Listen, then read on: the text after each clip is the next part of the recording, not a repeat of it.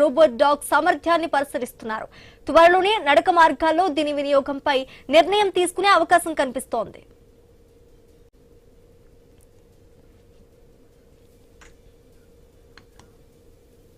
ఇక ఈ robot dog కు సంబంధించి పూర్తి డీటెయిల్స్ మా ప్రతినిధి గోపీనాథ్ అందిస్తారు. గోపీనాథ్, చెప్పండి.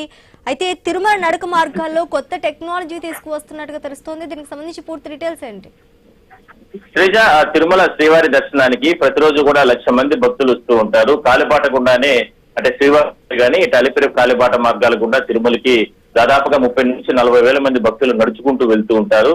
అయితే భక్తుల భద్రత టీటీడీకి ఒక సవాల్గా మారింది.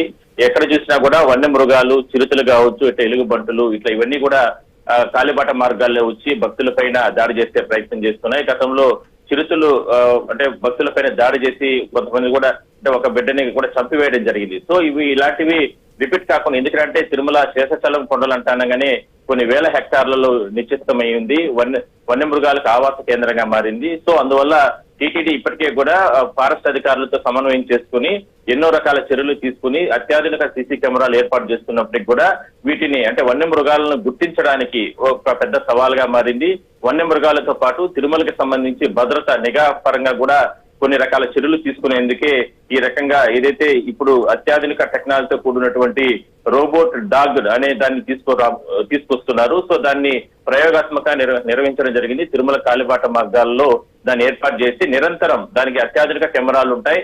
నిజంగా వన్య మృగాలు కాలిబాటకు అంటే భక్తుల దగ్గరకు వచ్చే సమయంలో అది నిరంతరం 24 గంటల పాటు కూడా అటవీ ప్రాంతాలను కూడా తిరుగుతూ ఈ రోబోట్ డాగ్ అనేది భక్తులకి సంబంధించి అంటే వన్య మృగాల రోడ్లపైకి అంటే కాలిబాట మార్గాలకు దగ్గరలోకి వచ్చే సందర్భంలో ఫారెస్ట్ అధికారులకు, టీటీడీ అధికారులకి, టీటీడీ నిఘా విభాగానికి కమాండ్ కంట్రోల్ వ్యవస్థకి అనుసంధానం చేస్తారు.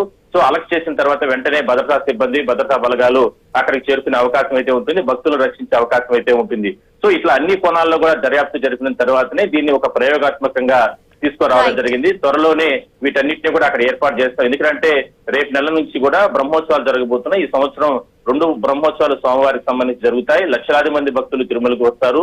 ఆ సందర్భంగా ఇలాంటి వన్య మృగాలకు సంబంధించి కావచ్చు, ఒకవైపు భద్రత పరంగా ఏదైనా సరే ఇబ్బందులు వస్తే టీటీడీకి చెడ్డ పేరు వచ్చే అవకాశం అయితే ఉంది. అందులో భాగంగానే వీటన్నిటిని కూడా అత్యాధునిక టెక్నాలజీని తీసుకొచ్చే ప్రయత్నం చేస్తున్నారు. అందులో భాగంగానే ఈ రోబోట్ డాగ్ అనే దాన్ని కాలిబాటలో ప్రయోగాత్మకంగా అంటే పూర్తి స్థాయిలో కూడా అంటే వాటిని అన్నింటినీ కూడా దాని పనితీరు ఏంటి, ఏ విధంగా చిత్రీకరణ చేస్తారు, అటవీ ప్రాంతంలో ఆ రోబోట్ డాగ్ తిరిగే సందర్భంలో ఇటువంటి అంటే వన్య మృగాలను గుర్తిస్తుంది. ఒకవేళ గుర్తిస్తే అది టీటీడీకి సంబంధించి నిఘా విభాగానికి ఏ విధంగా ఆ ఫొటోస్ కానీ ఆ వీడియోస్ కానీ చేరవేస్తుంది, తద్వారా ఎన్ని నిమిషాల్లో ఎంత వ్యవధిలో ఆ ప్రాంతానికి నిఘా వర్గాలు చేరుకునే అవకాశం ఉంటుంది. వీటన్నిటిని కూడా పరిశీలన చేయడం జరిగింది. సో ఇది ఒక మంచి పరిణామం అని మనం చెప్పుకోవచ్చు. ఎందుకంటే టెక్నాలజీ మారే కొద్దీ కూడా ఇలాంటివి టీటీడీకి సంబంధించి అనుసంధానం చేసుకుని తిరుమల కాలిబాటలో భక్తుల రక్షణకి, మరోవైపు టీటీడీకి సంబంధించి ఆలయానికి భద్రత పరంగా ఇట్లా అన్ని కోణాల్లో కూడా ఇలాంటివి ఏర్పాటు చేయడం అనేది భక్తులు కూడా ఆశిస్తున్నారు. సో దీని ప్రయోగాత్మకంగా అతి త్వరలోనే మాత్రం దీన్ని ఇంప్లిమెంట్ చేసే అవకాశం అయితే ఉంది. Right, thanks for the update Gopinath. Corona